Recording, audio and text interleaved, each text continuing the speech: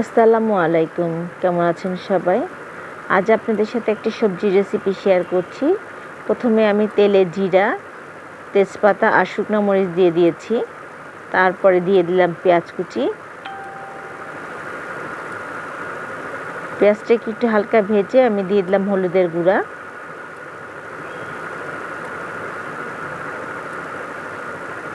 আর দিয়ে দিচ্ছি এখন আমি ভাপানো সবজিটা একটু আমি আদা রসুন দিয়ে একটু ভাপিয়ে নিয়েছি।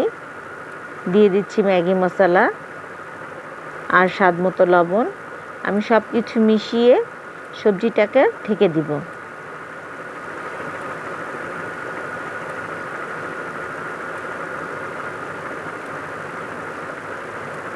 সবজিটা সিদ্ধ হয়ে গেছে। এখন আমি দিয়ে দিচ্ছি একটু টমেটো কুচি আর কাঁচামরিচ। আবার একটু ঢেকে দিব। সবজিটা আমার তৈরি হয়ে গেছে।